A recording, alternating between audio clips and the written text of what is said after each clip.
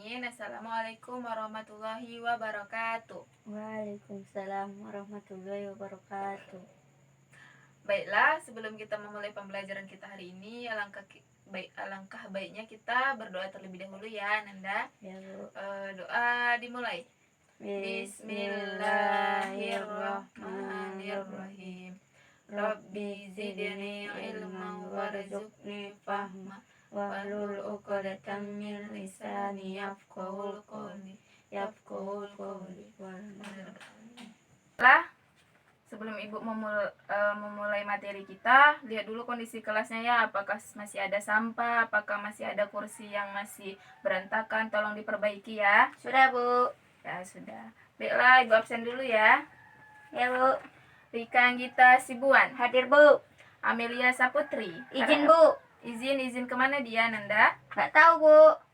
Oh, nanti kalau misalnya dia mau izin lagi, tolong katakan kepadanya biar dia bilang ke Ibu ya. Ya, Bu. Ya, baiklah. Baiklah, di sini sebelum Ibu masuk materi, Ibu ingin mengulas materi minggu lalu ya. Ya, Bu. Apakah anak-anak Ibu masih ingat apa materi kita minggu lalu? Masih, Bu. Ya, apa itu, Ananda? Rasulullah yang hijrah ke Mekah. Ya, bagus. Jadi materi kita minggu lalu itu mengenai Rasulullah hijrah ke Mekah. Ya, kalau misalnya anak-anak Ibu sudah paham, Ibu ingin bertanya, apa sih strategi Rasulullah hijrah ke Mekah tersebut? Saya, Bu. Ya, kalau dari Kak? Strateginya ada dua. Yang pertama secara sembunyi-sembunyi, yang kedua secara terang-terangan. Ya, bagus. Jadi strategi Rasulullah dakwah di Mekah itu yang pertama itu secara sembunyi-sembunyi, yang dimana Rasulullah berdakwah secara sembunyi-sembunyi.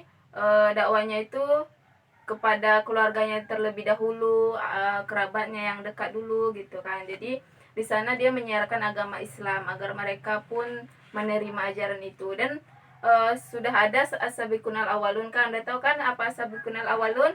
Sudah, Bu. As-sabiqunal awalun adalah orang-orang yang pertama masuk Islam. Ya.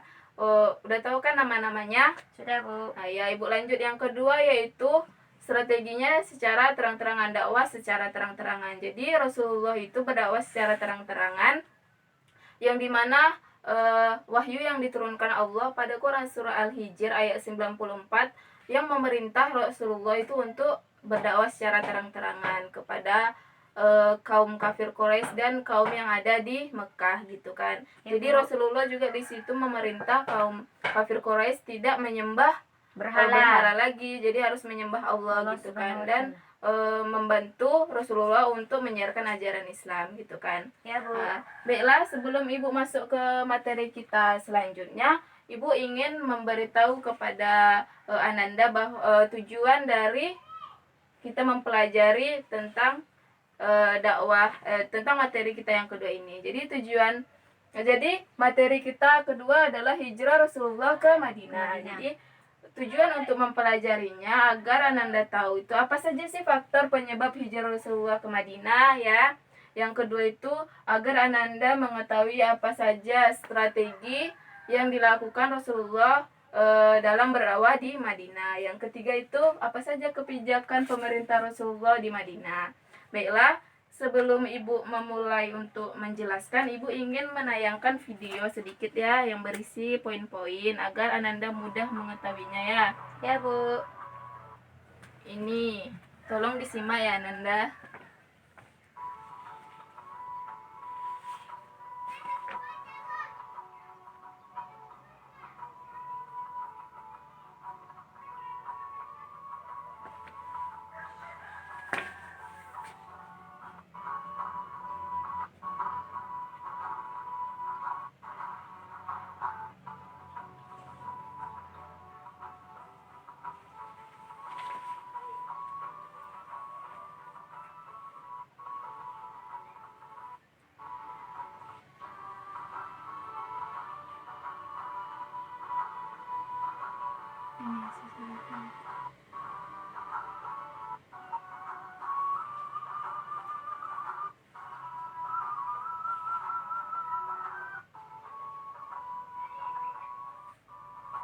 Udah ya? Udah, Bu.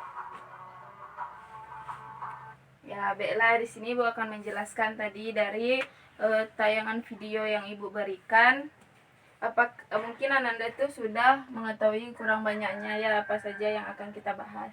Jadi kita di sini membahas tentang faktor penyebab hijrah Rasulullah ke Madinah.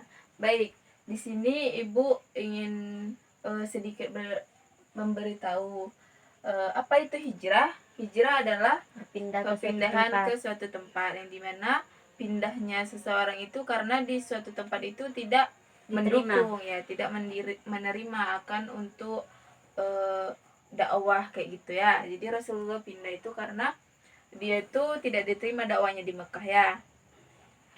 Baik, jadi langsung saja. Jadi kita di sini membahas tentang faktor penyebab hijrah Rasulullah ke Madinah.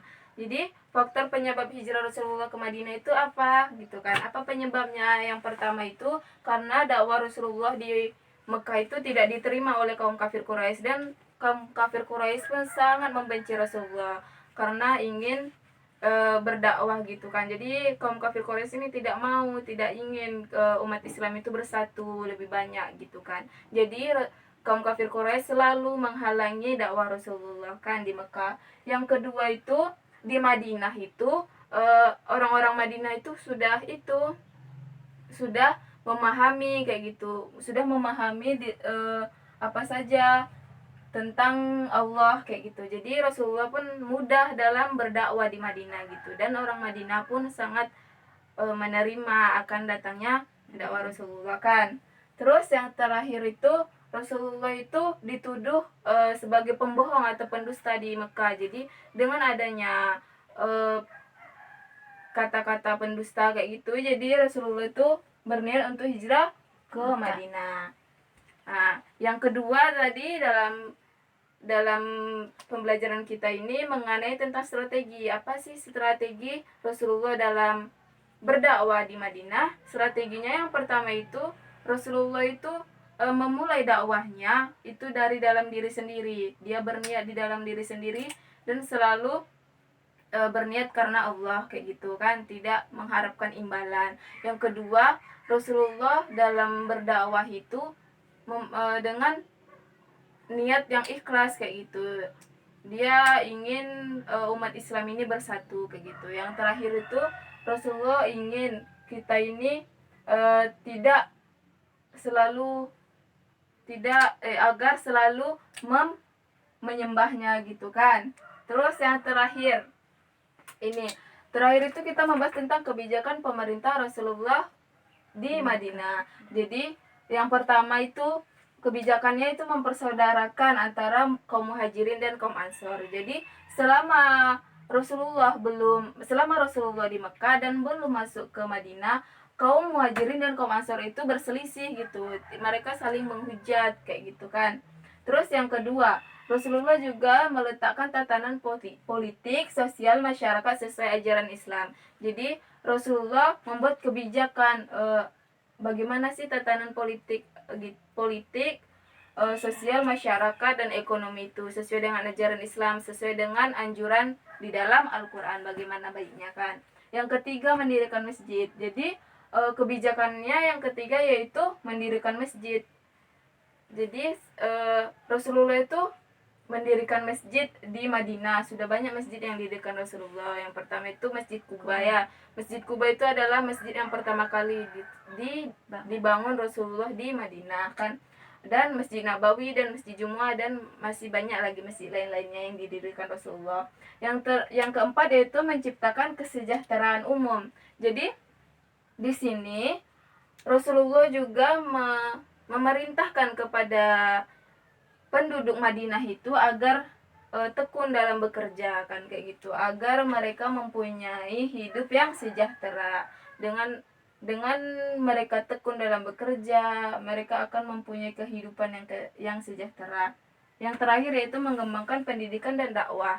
Jadi dalam kebijakan pemerintah Rasulullah di Madinah, Rasulullah juga ingin mengembangkan pendidikan dan dakwah, karena pendidikan dan dakwah ini sangat penting, dan hukum dalam menuntutnya itu wajib gitu kan, sudah ada di dalam hadis kan. Pendidikan ini sangat wajib untuk kita bagi perempuan dan laki-laki, dan dakwah juga kita dalam menyiarkan ajaran Islam itu sangat baik.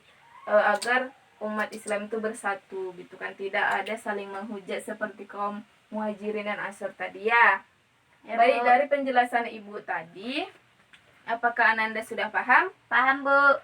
Sudah paham ya. Jadi di sini Ananda sudah paham. Kalau Ananda sudah paham, Ibu akan bertanya kepada Ananda ya. Ya, Bu.